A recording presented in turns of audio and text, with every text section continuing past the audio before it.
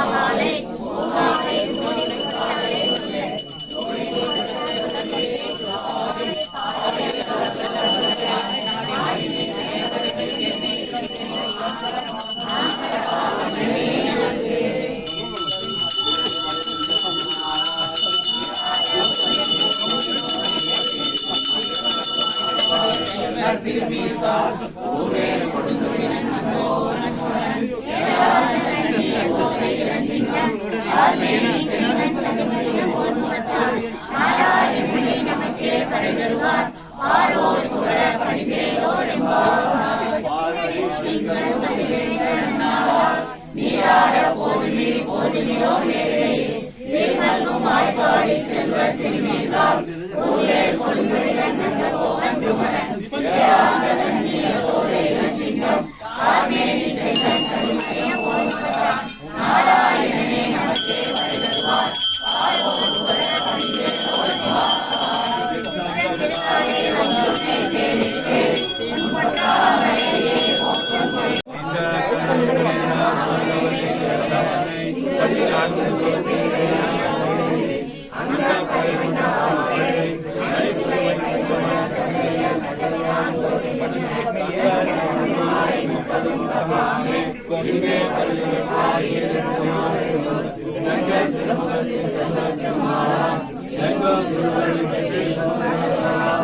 பல்லாண்டு பல்லாண்டு பல்லாயிரத்தாண்டு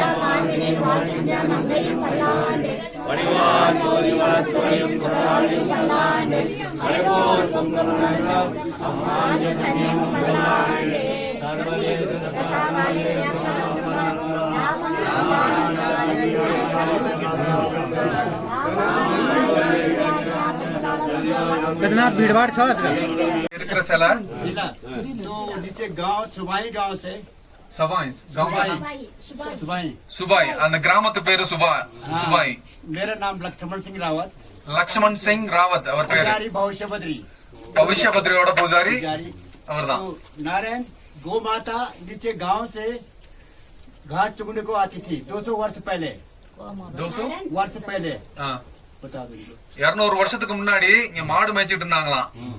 மாடு மேய்ச்சி இங்க கீழ இருக்க அந்த கிராமம் சொன்னாங்கல்ல, அந்த கிராமத்துல இருந்து மாடு மேய்ச்சிட்டு இருந்தவங்க.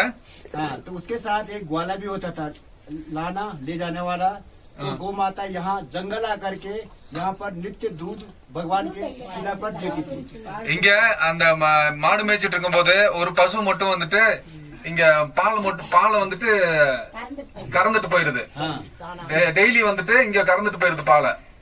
डेली गौ माता का आना जाना होता था और जो घर पे जाके गौ माता दूध कम कर दिया। அதாவது அங்க போனதுக்கு அப்புறம் வந்துட்டு பால் இல்ல, அங்க கீழே போயிட்டு அவங்க பால் கறக்குறவங்க பால் கறக்க பாக்குறாங்க, ஆனா பால் இல்ல மடியில. हाँ तो नारायण बहुत दिन हो गए था ऐसा घर पे दूध नहीं देना। ரொம்ப நாள் இதே மாதிரி நடந்துட்டு இருக்கு. तो एक दिन ग्वाले ने कहा मैं गाय के पीछे देखूंगा गौ माता कहाँ जाती है और किसको दूध देती है। ஒரு நாள் வந்துட்டு அது இவரா நினைச்சு சொல்றாரு, ஆனா இது நடந்தது ரொம்ப வருஷத்துக்கு முன்னாடி. இவர் இது பண்ணதா சொல்றாரு. இவர் என்ன பண்றாரா, அப்ப இந்த பசுவோட மாட்டோட பால் எங்க போகுதுன்னு பாக்குறதுக்காக மாட்டுக்கு பின்னாடியே வராராம். तो गौ माता के साथ जो ग्वाला होता नारायण ना, तो वो भी साथ में चला। तो गौ माता आगे आई, शिला पर दूध दिया, तो ग्वाला जरा रास्ते पर बैठ गए। तो उसको वहाँ पर नींद आ गई। नारायण बता गोला गोला कौन? ग्वाला जो उसके साथ होता देखने वाला। गाय को देखने वाला गाय को देखने वाला। गाय को देखने वाला. அதாவது அந்த மாடு மேய்க்கிற ஆள் இருக்காங்கல்ல, बाद में क्या बोला? हाँ उसको गाय को देखने वाला। हाँ तो बता दो। हाँ नहीं, गाय को देखने वाला बोला. हाँ ग्वाला वो बैठ के उसको नींद आ गई। அந்த பையன் என்ன பண்றான்னா, அத கவனிக்காம வந்துட்டு அந்த பையன் படுத்து உறங்கிடுறான். மாடு மேய்ச்சிட்டு வர்ற பையன் இங்க உறங்கிடுறான் படுத்து. அவனுக்கு தெரியறது இல்ல இந்த பால் எப்படி போகுது அப்படின்ட்டு.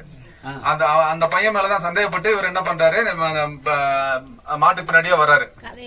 तो नारायण जब ग्वाले की नींद खुली तो देखा तो गाय गौ माता तो चले गई थी, परंतु भगवान की शिला पर दूध बिखर रही थी।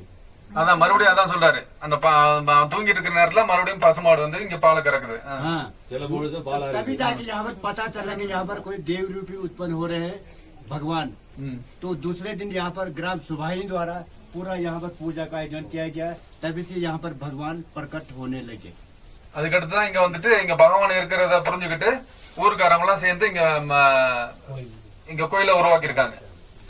हाँ तो विष्णु शास्त्र में लिखी गया उस दिन भगवान के बारे में कि जोशी मठ में जो नरसिंह भगवान की शिला है वो हाथ की बाजू जो है पतली होती जा रही बाल के बराबर। जिस दिन नारायण वो हाथ नीचे आसन से नीचे टूट जाएगा उस दिन वो वहाँ जोशी मठ में है। गए आप वहाँ? गए? तो बद्रीनाथ पे नर और नारायण पर्वत है दो, वो आपस में मिल जाएंगे और भविष्य में बद्री विशाल भगवान साक्षात रूप से प्रकट हो जाएंगे। அதான் நர் நாராயணன் ரெண்டு மலையும் சேர்ந்ததுக்கு அப்புறம் அங்க பத்ரி அழிஞ்சிடும். அதுக்கப்புறம் வந்துட்டு இங்கதான் வாசம் பண்ணுவாரு பெருமாள் அப்படின்னு சொல்றாங்க. 12 महीने पूजा यहीं पर हो, यहाँ पर कपाट बंद नहीं होता नारायण। இங்க வருஷம் ஃபுல்லா இங்க பூஜை நடந்துட்டே தான் இருக்கும். இது இந்த கோயில் நட சாத்துறது கிடையாது. हाँ तो ये शिला पर नीचे कुंड है, नीचे कुंड சின்ன குளம் மாதிரி உள்ள இருக்கான்.